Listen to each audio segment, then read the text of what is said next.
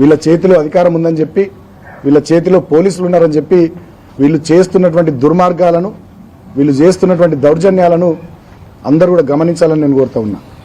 గతంలో మేము కూడా ఈ ప్రాంతంలో 2 టర్ములు అధికారంలో ఉన్నాం. మేము ఎన్నడూ ఇట్లా ప్రవర్తించలే.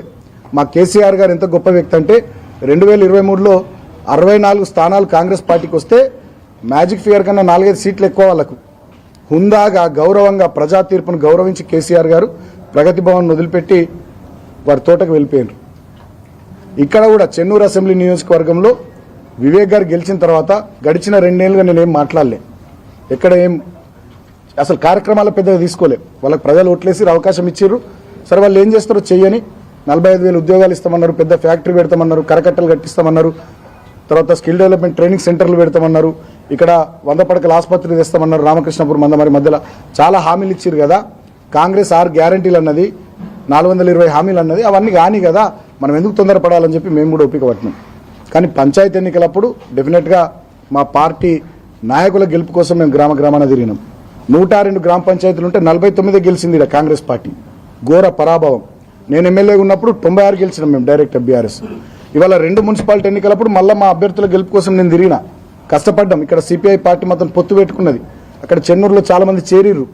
ఇక్కడ కూడా మా వాళ్ళ గెలుపు కోసం, మా పార్టీ కోసం పనిచేసిన కార్యకర్తలకు టికెట్లు ఇచ్చుకొని వాళ్ళ గెలుపు కోసం నేను కష్టపడ్డా తిరిగిన. చెన్నూరులో ఒక 5 సీట్లు 5 ఓట్లతోని, 21 ఓట్లతోని, 26 ఓట్లతోని, 45 ఓట్లతోని, 82 ఓట్లతోని, చాలా తక్కువ ఓట్లతో ఒక 5 సీట్లు మేము ఓడిపోయినాం. అయినా మేము ప్రజా తీర్పును గౌరవించినాం.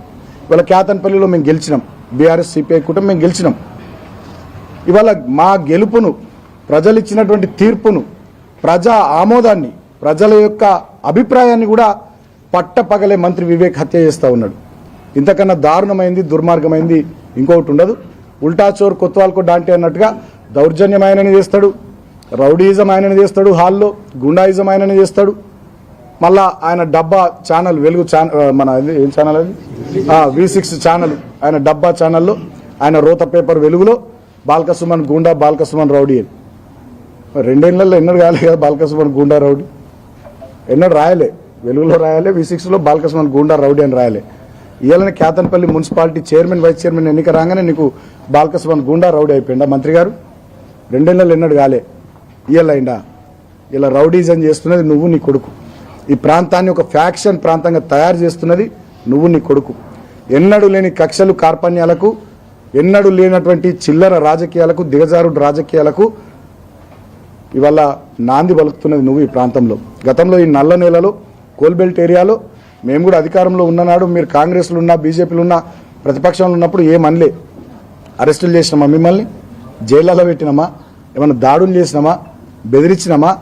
మీరు ఎన్ని మాటలు అన్నారు, ఎన్ని తిట్లు తిట్టిరు, మీ ఛానల్లో మాకు వ్యతిరేకంగా ఎన్ని స్టోరీలు వేసిరు, మీ రోత పేపర్లో ఎన్ని రాతలు, చెత్త రాతలు రాపిచ్చిరు. ఆనాడు ఏమన్నా అన్నామా?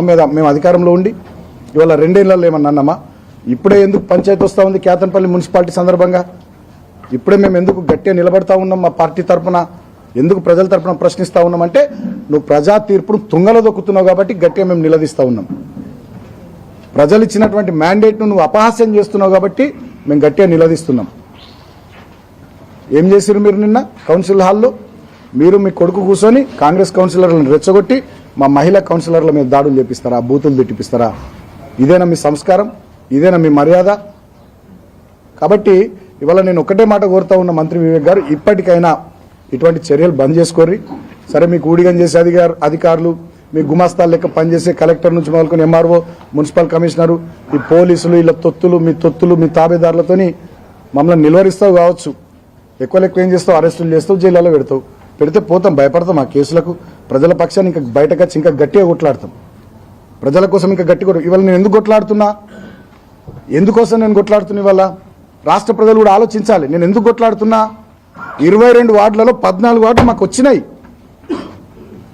7 సీట్లు వచ్చినటువంటి కాంగ్రెస్ పార్టీ 14 సీట్లు వచ్చినటువంటి బీఆర్ఎస్కు చైర్మన్ రావద్దని చెప్పి అన్యాయంగా ప్రవర్తిస్తూ ఉంటే, మరి ప్రజాస్వామ్యంలో ధర్నాలు, శాంతియుతమైనటువంటి పద్ధతుల్లో నిరసనలు తెలిపడం తప్ప మాకు ఏముంది? మరి ప్రతిపక్షంలో ఇవాళ కూడా వీళ్ళు చేసినటువంటి దాష్టీకాలకు, దుర్మార్గాలకు వ్యతిరేకంగా ఇవాళ మధ్యాహ్నం 3 గంటలకు మా 6 మహిళా కౌన్సిలర్లు, మా పార్టీ నాయకులు, మా లీగల్ టీం కలిసి హైదరాబాద్లో మహిళా కమిషన్ను కలిసి కంప్లైంట్ ఇవ్వబోతా ఉన్నారు. సాయంత్రం 4 గంటలకు ఎన్నికల కమిషన్ కూడా కలిసి కంప్లైంట్ ఇవ్వబోతా ఉన్నారు. ఇవాళ హైకోర్టులో రిట్ పిటిషన్ కూడా ఈ జరిగిన సంఘటన మీద మేము మూవ్ చేయబోతా ఉన్నాం.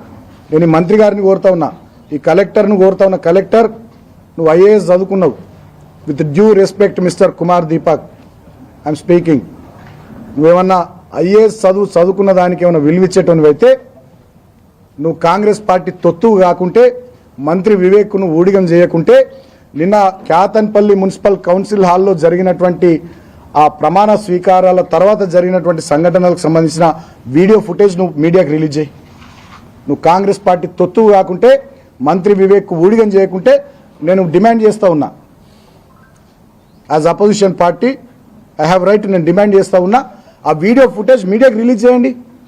మా వాళ్ళు గొడవ చేసిర్రా, కాంగ్రెస్ కౌన్సిలర్లు తాగొచ్చి మా మహిళా కౌన్సిలర్ల మీద దౌర్జన్యం చేసిర్రా, మంత్రి వివేక్ వాళ్ళ కొడుకు ఎంపీ ఉండి ఇదంతా చేపించిర్రా, వాళ్ళ డైరెక్షన్లో జరిగిందా జరగలేదనేది ఆ వీడియో ఫుటేజ్ రిలీజ్ చేయండి, మీడియాకు ప్రజాక్షేత్రంలో పెట్టండి.